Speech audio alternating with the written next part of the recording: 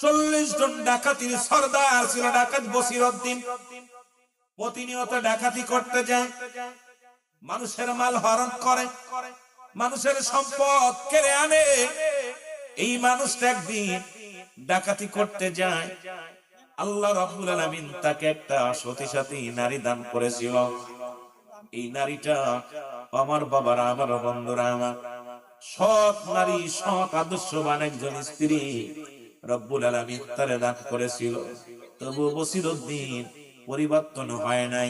কিন্তু একজন মাদ্রাসার তালবে ইলম দ্বারা এই জগতের মধ্যে রব্বুল কারীম এমন পরিবর্তন করালেন, যিনি সর্বশেষে আল্লাহর ওলি হয়ে গেলেন। জোরে বলেন না মারহাবা। ডাকাত বসিরউদ্দিন ডাকাতি করার জন্য রওনা দিলেন। এবার 40 জনের ক্যাপ্টেন, 40 জনের কমান্ডার হলো ডাকাত বসিরউদ্দিন। উনি যখন যাইতেছিল, হঠাৎ একটা কান্নার আওয়াজ তার কানে এসে লাগলো।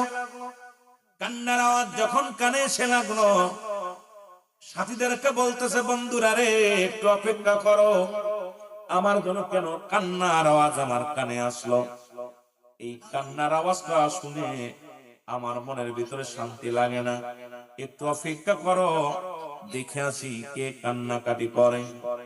উনি আস্তে আস্তে চলে গেলেন। যা দেখে রে মুসলমান একটা আড়ালে দাঁড়ায় একটা কোরআনের পাখি, মাদ্রাসার ছাত্র তালবে ইলম। উনি বসে বসে চোখের পানি গুলো ছেড়ে ছেড়ে কান্দে। জোরে জোরে বলো আল্লাহু আকবার। চোখের পানি ছেড়ে ছেড়ে কান্দে, ডাকতে বলে, মালিক,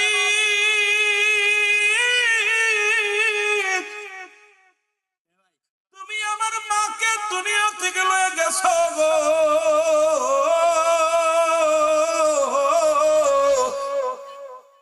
তুমি আমার বাবাকে নিয়ে গেছো গো। আল্লাহ, আমি পৃথিবীর মধ্যে বড় এতিম। এই পৃথিবীর মধ্যে আমার মা নাই, আমার বাবা নাই। এই দুনিয়ার মধ্যে আমি কেমনে তোমার কোরআনটাকে মুখস্থ করব, কেমনে তোমার কিতাব পড়ব? কারণ আমি তো গরিব মানুষ। এই কিতাব যে আমি পড়ব, কিতাব যে মুখস্থ করব, খোদা তোমার বিধান, তোমার কোরআনটাকে অত্যন্ত ভালোবাসি, কিন্তু গরিব হওয়ার কারণে তেলও কিনতে পারি না, পড়ালেখাও করতে পারি না রে আমার আল্লাহ। আল্লাহ, আমার নসিবে বুঝি কোরআনের পাখি হওয়া সম্ভব হবে না, আমার নসিবে বুঝি হাফেজ হওয়া সম্ভব হবে না। রব্বি কারীম,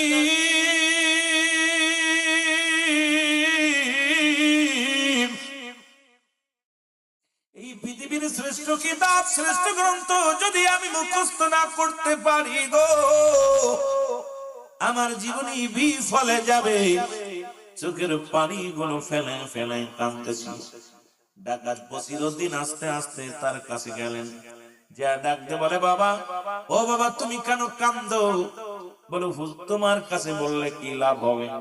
তুমি আমার কি কোন উপকারে করতে পারবা? ডাকতে বলে, বাজান রে, তুমি চোখের পানি মুছে বলো, কি হয়েছে আমি জানতে চাই, তুমি এত কাঁদছো কেন? বলে, ভাই, আমি কাঁদছি, ওই যে দেখেন একটা মাদ্রাসা দেখা যায়, ওই মাদ্রাসায় আমি লেখাপড়া করি। আমার অন্যান্য বন্ধুরা সবাই সবক পড়তেছে, রাত্রে রাত জেগে জেগে কোরআনুল কারীম মুখস্থ করে, কোরআনের বাণী গুলো, তারা আয়াতগুলো পড়ে। আজকে আমার মা, আমার বাবা দুনিয়া থেকে বিদায় হয়ে গেছে, আমি বড় এতিম, আমার মা নাই, আমার বাবা নাই। কেমনে আমি এই জন্য কাঁদতেছি, আমার বাবা মা না থাকার কারণে ওই রাতের অন্ধকারে আমি পড়তে পারি না, সবক দিতে পারি না, কারণ আমি কোরআন পড়বো, আমার বাতি ধরানোর মতো আমার কাছে তেল নাই। সুতরাং এই কারণে আমি পড়তেও পারি না, চোখের পানি ছেড়ে কান্দে। ডাকাত বসিরউদ্দিন বলে, বাবা, কি হয়েছে তুমি আমারে বুঝায় বলো। বলে, হুজুর, ওই মাদ্রাসার ছাত্র আমি, কিন্তু আমার আব্বা মা মরে গেছে, মৃত্যুবরণ করছে, এই কারণে আমিও এই মাদ্রাসায় ভর্তি করেছিল আমার আব্বা মা, কিন্তু এখন তেল খরচ, এই খরচ পাতি দিতে পারে না, এই জন্য আমি তেলও কিনতে পারি না, আর আপনি কোরআনও পড়তে পারি না। সকালবেলা সবক দেব কেমনে? কারণ কোরআনকে আমি এত ভালোবাসি, কোরআন এত মধু লাগে যে কোরআনটা পড়ার জন্য আমার মনটা বড় ছটফট করে। জোরে ডাকাত বসিরউদ্দিন ডাক দিয়ে বলে, বালক শোনো গো, তোমার দুনিয়ার মধ্যে মা নাই, তোমার বাবা নাই, কি হয়েছে রে বাবা? আজ থেকে তুমি মনে করতে পারো আমি তোমার বাবার সমতুল্য। বাবারে, তুমি কোরআনকে এত ভালোবাসো, তুমি কোরআন পড়ার জন্য চোখের পানি ফেলো। ও বালক, কোরআনকে তুমি এত মায়া করো, কোরআনের প্রতি এত শ্রদ্ধা তোমার। আমি ডাকাত মানুষ, আমি গুন্ডা মানুষ, কিন্তু তুমি মাদ্রাসায়, তুমি মাদ্রাসাকে এত ভালোবাসো, কোরআনকে তো ভালোবাসো। এ বালক শোনো, তোমার এই কোরআন পড়ার জন্য একটু অপেক্ষা করো, এখানে দাঁড়িয়ে থাকো, আমি আসতেছি। চলে গেছেন দৌড়াইতে দৌড়াইতে। ডাকাত বসিরউদ্দিন রাত গভীরে যাইয়া বাজারে যাইয়া দোকানদারকে ডাক উঠাইলেন। দোকানদার সাহেব ওঠো। দোকানদার সাহেব উঠলেন, ওঠা পর ডাক দিয়ে বলে, ডাকাত বসিরউদ্দিনকে দেখে থরথর করে কাঁপন শুরু করে দিলেন, থরথর করে কাঁপন শুরু করে দিলেন। দোকানদার বলে, ভাই ডাকাত বসিরউদ্দিন, আপনাকে আমি চিনতে পেরেছি, এত রাত্রে আমাকে ডাকলেন কেন? বলে, চলো দোকানদার, দোকান খুলতে হবে। দোকান গেলেন, দোকানে যা বলে, আমাকে এক সের তেল দাও। বলে, ভাই তেলটা চাও? তেলটা নাও। কত লিটারে নেবে? বলে, এত লিটার দাও। বলে, তেলের দাম কত? বলে, দাম লাগবে না, আপনি তেলটা নিয়ে যান। ভাই, আমি বিনা টাকায় তোমার তেল নিতে পারবো না, কারণ তুমি গতকালকে 10 মিনিট আগেও যে বসিরকে চিনছো, এখন সেই বসির আর বসির নাই। তোমার তেলের দামটা কত বলো? বলো, হুজুর টাকা লাগবে না, আমি আপনাকে চিনছি, কারণ আপনি যে 40 জন ডাকাতের কমান্ডার, লিডার, সুতরাং আপনার কাছ থেকে টাকা নিয়ে আমি কি মরবো? হুজুর আমার টাকা লাগবে না। ডাকাত বসির কয়, বলো, এই নাও টাকা নাও। কত টাকা নিবার? টাকা নাও। টাকা গুলো নিলেন। এবার বলে, তেলের সাই তেলের পিপটা যেটা আমার মাথায় তুলে দাও। দোকানদার বলে, ভাই বসির, তেলের দাম যেহেতু দিলেন, তেলটা আমাকে একটু বহন করে নিতে দেন, আমি আপনার যেখানে পৌঁছায় নিতে বলেন আমি পৌঁছায় দিব। বসির কয়, না রে না না, এই তেলটা আমার মাথায় উঠে দাও, আমি পাপী মানুষ, যাব আমি কোরআনের পাখির সাহায্য করার জন্য। একজন কোরআনের পাখি পথের মধ্যে আমি পেয়েছি রে, কোরআন পড়ার জন্য। এই পাগল, এই কোরআনের পাখিরে আমি তেল দেওয়ার জন্য আসি, আমার মাথা উঠায় দাও। সঙ্গে সঙ্গে মাথার মধ্যে তেলের জেটটা উঠায় দিলেন। তেলটা নিয়ে চলে গেলেন। যা পর ডাক দে বলে, বাবলক বালকরা, এই নাও তেলের জেরে নাও। তেলটা নিয়ে বাতি জ্বালায় কোরআন পড়বা, যার একটা হরফ পড়লে 10টা নাকি। এই দুনিয়ার মধ্যে মুসলমান শুনে নাও, শুনে নাও। বলো, এই নাও, তুমি কোরআন মুখস্থ করবা, কোরআন শরীফ তুমি পড়বা। আল্লাহর কোরআন পড়ার জন্য আমি তোমাকে সহযোগিতা করলাম। ও বালক, আর চোখের পানি ফেলবে না। আজ থেকে তুমি কি করবা? কোরআনুল কারীম মুখস্থ করবা, আর যত খরচ আমি বহন করব। রব্বে কারীমের কাছে আমার জন্য দোয়া করবা। আমি আজ থেকে আর ডাকাতি করব না, কারণ কোরআনকে যারা ভালোবাসো, যুবক শুনে নাও, খোদার কোরআনের প্রতি একবার যার মায়া এসে যাবে রে, এই সিনার মধ্যে যে কোরআনুল কারীম ঢুকাইলো, এর মতো উত্তম মানুষ আর কে হবে না দুনিয়ার মধ্যে?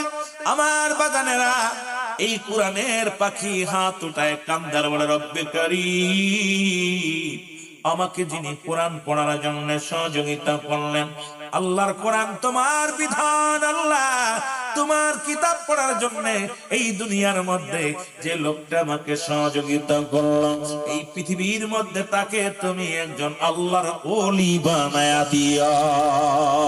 জোরে জোরে চিল্লা বলা যাবে না মারহাবা।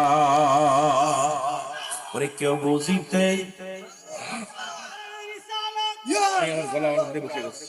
আমি গেলে আমি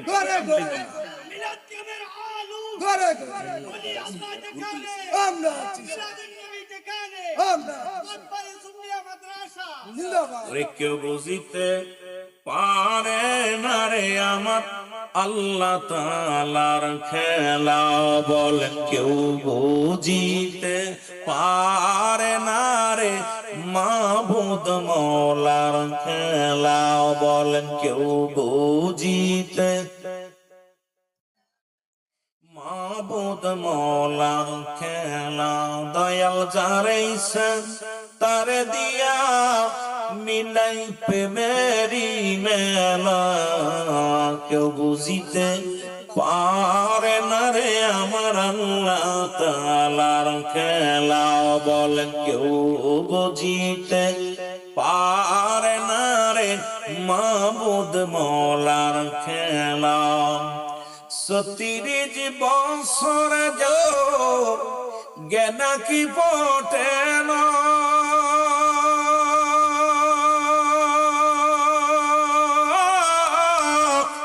৬ মাসের কালের আবার পাই যে ১৬ আনার দয়াল, পাই যে ১৬ আনা। দয়াল যারে ইচ্ছা তারে দিয়া মিলাই প্রেমেরি মেলা, কেউ বুঝিতে পারে না রে আমার আল্লাহ তাআলার খেলা, বলেন কেউ বুঝিতে পারে না রে আমার মাবুদ মওলার খেলা। আরে জোর করিয়া বুঝতে গেলে তার ঘটে মরণ জ্বালা, কেউ বুঝিতে পারে না রে মাবুদ মওলার খেলা। আল্লাহুম্মা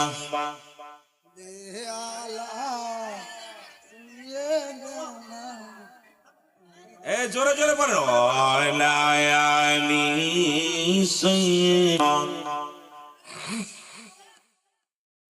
এ দুনিয়ার মুসলমান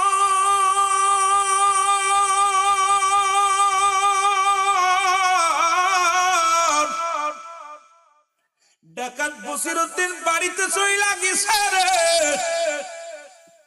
বন্ধুরা কয়, বন্ধুরা ডাকতে বলে হুজুর ও আমাদের নেতা কমান্ডার আজকে ডাকাতি করতে যাবেন না? কয় না, তোমরা যাও। একজন কোরআনের পাখির সঙ্গে দেখা হওয়ার পরে আমার পরিবর্তন হয়ে গেছে আমার ইমানের, সুতরাং প্রতিজ্ঞা করেছি জীবনে আর কোনোদিন ডাকাতি করব না, জীবনের কারণ মাল হরণ করব না। বন্ধুরা রে তোমরা যাও যাও যাও, আমি যাব না। এবার উনি বাড়িতে চলে গেলেন। বাড়িতে যা দেখে বিবি দুটি হাত উঠে দোয়া করে রব্বে কারিমের দরবারে ডাকতে বলে, মাবুদ পৃথিবীর মধ্যে আমি স্ত্রী হইয়া তোমার দরবারে ফরিয়াদ করি, আল্লাহ তুমি আমার স্বামীকে হেদায়েত দান করো, আল্লাহ আমার স্বামীকে তুমি ঈমান দাও, আমার স্বামী যেন দুনিয়ার অন্যায় কাজ ছেড়ে দিয়া তোমার গোলাম হয়ে যায়, আল্লাহ তোমার পাগল হয়ে যায়।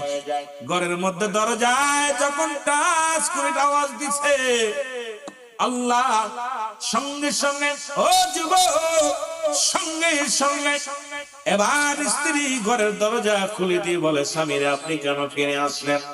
আজকে ডাকাতি করতে যান না?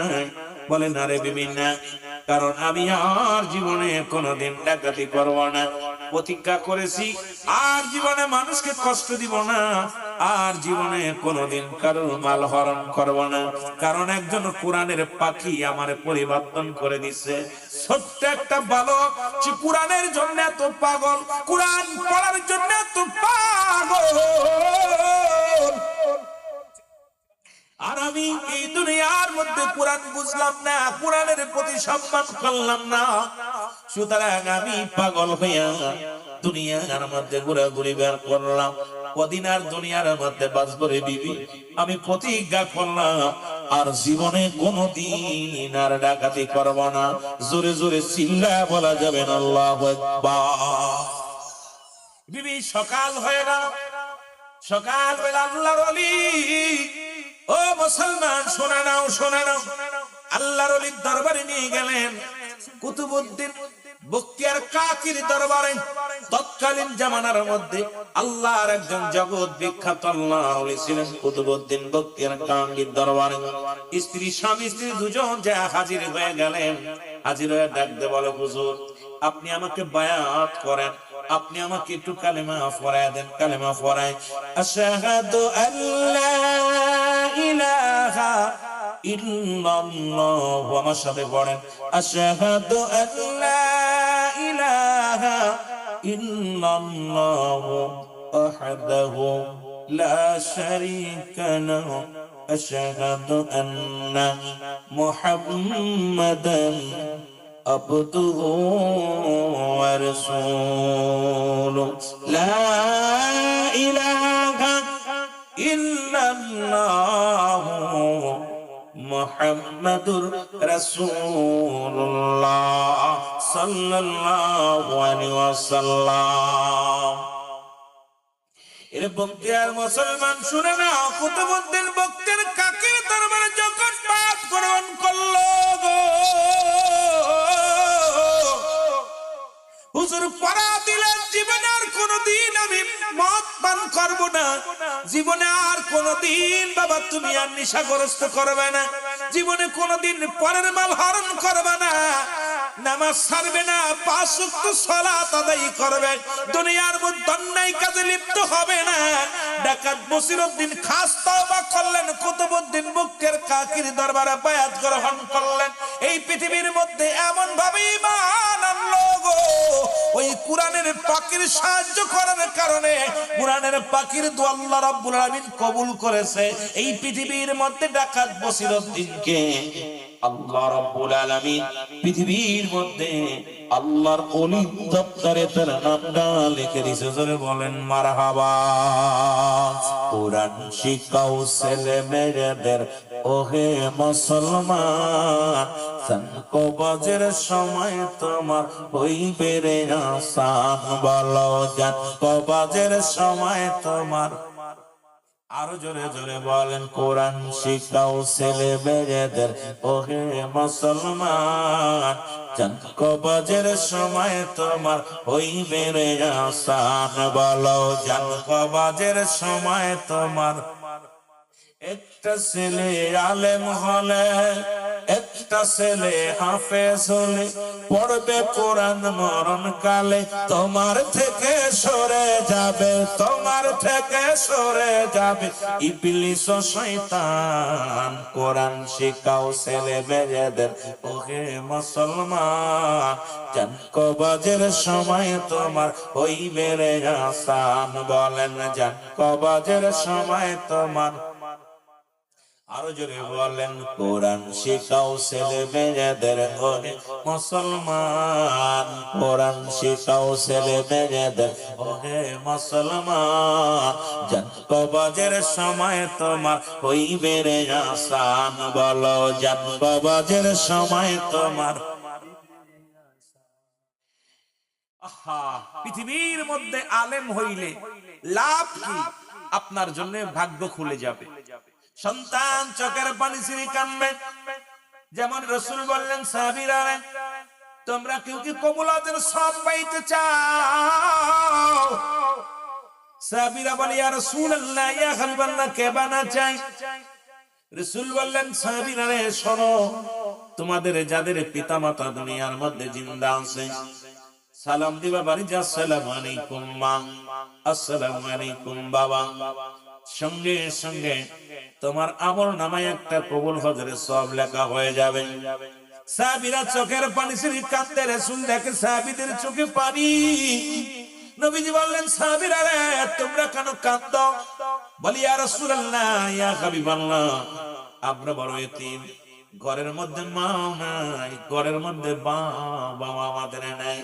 ইয়া রাসূলুল্লাহ, ইয়া হাবিবাল্লাহ, আজকে যদি আমলটা 10 দিন আগে পাইতাম, মারে পাইতাম, 10 দিন আগে যদি পাইতাম, বাবারে পাইতাম।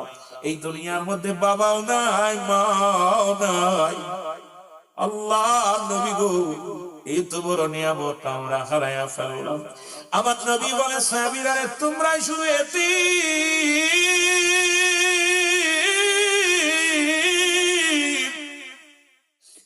আমি নবী, আমার মাও নাই, আমিও দুনিয়ার মধ্যে বড় হয়েছি।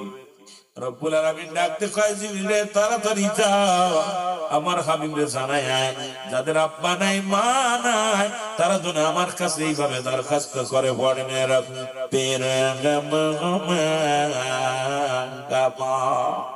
রব্বায়ানি সগীরা। জোরে জোরে বলেন রব্বির রহমহুমা কামা রব্বায়ানি সগীরা। জোরে জোরে চিল্লা বলা যাবে না মারহাবা। এখন আপনার সন্তান যদি আলেম না হয়, পৃথিবীর মধ্যে সন্তানগুলো আমানত, রব্বুল আলামিন আমানত রাখছে, কিয়ামতের অধিকার করার আপনার একটার দেয় নাই। কারণ এই সন্তান একদিন আপনার সামনে দাঁড়ায় যাবে হাসরের ময়দানে।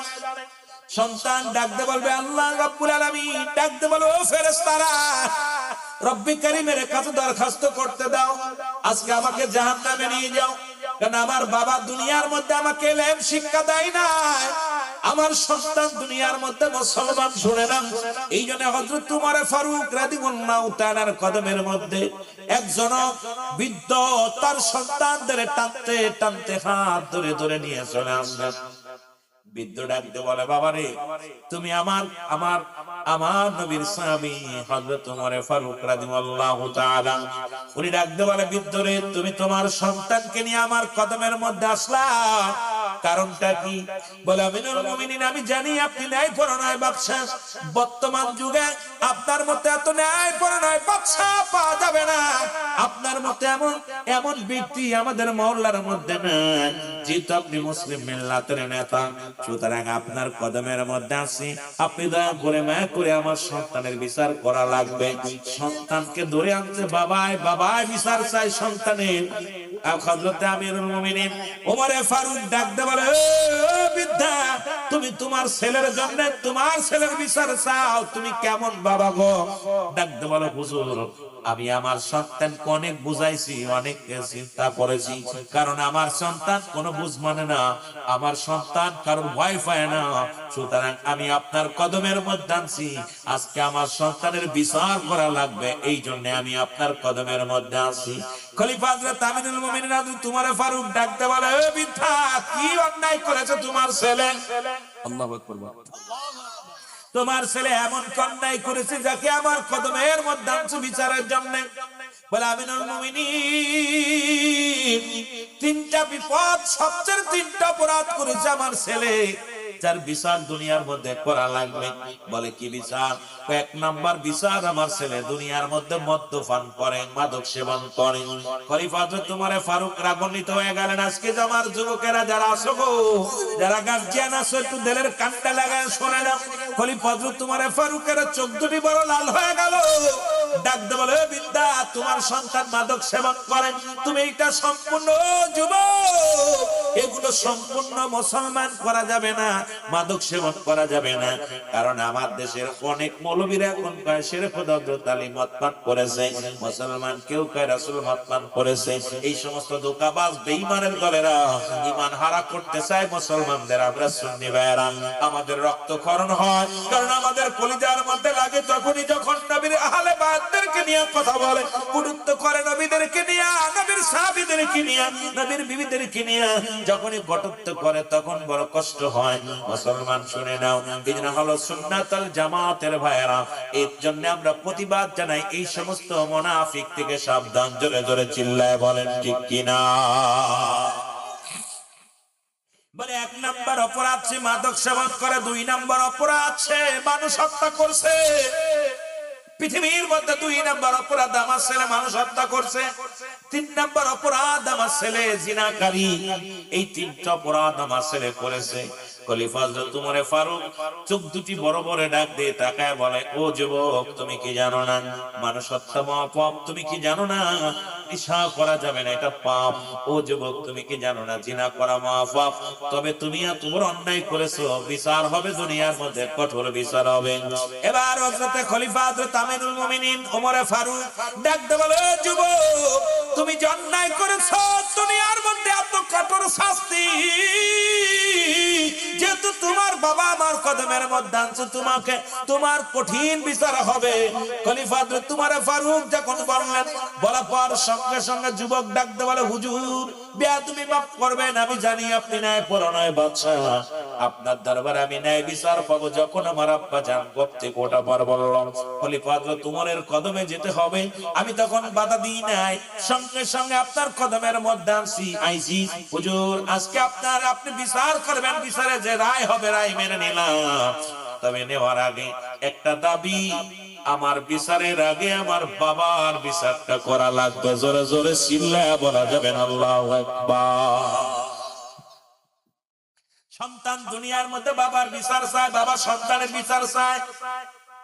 ও যুবক, খলিফা হযরত উমর ফারুক রাদিয়াল্লাহু তাআলা উনি ডাকতে বলেন, যুবকরা তুমি কার বিরুদ্ধে অভিযোগ জানাও? তুমি কি জানো না তোমার বাবা, তুমি তোমার বাবার বিরুদ্ধে অভিযোগ করো? জি হুজুর, আমি আমার বাবার বিরুদ্ধে অভিযোগ করি। খলিফা হযরত উমর ফারুক আরো ক্ষিপ্ত হলেন, সন্তান বাবার বিরুদ্ধে অভিযোগ করেছে। খলিফা হযরত উমর ফারুক রাদিয়াল্লাহু তাআলা আরো কেন যেন ক্ষিপ্ত হয়ে গেলেন, ডাকতে বলে, বালক রে, তুমি কার বিরুদ্ধে অভিযোগ করো? কার বিরুদ্ধে তুমি আমার কাছে নালিশ দাও? তুমি কি জানো না ওই পিতা মাতা কত বড় নিয়ামত, পৃথিবীর মধ্যে কত বড় রহমত, কত বড় সম্পদ, তুমি কি জানো না? আরে আমি খত্তাবের বেটা, বাবার আদর পাই নাই, বাবার ভালোবাসা পাই নাই, আর তুমি সেই বাবার বিরুদ্ধে অভিযোগ করো? এই দুনিয়ার মধ্যে গুরুতর অপরাধ করছো, সুতরাং তুমি তোমার বাবার বিরুদ্ধে আনিত অভিযোগ গ্রহণ করো। এটা তুমি এখন একটু করো, না হলে তোমার বিচার হবে। এবার যুবক ডাকতে বলো, হুজুর আমি যা বলছি সত্য বলেছি, কারণ আপনার কদমের মধ্যে ন্যায় বিচার পাবো, কারণ আমি জানি আপনি ন্যায়পরায়ণ বাদশা, এই জন্য আপনার কাছে আমার বাবার বিরুদ্ধে অভিযোগ করলাম। কয় কি অপরাধ? বলে হুজুর আপনি, আমি যে পাপ করেছি এই পাপের শাস্তি কি আপনি আমারে জানায়া দেন।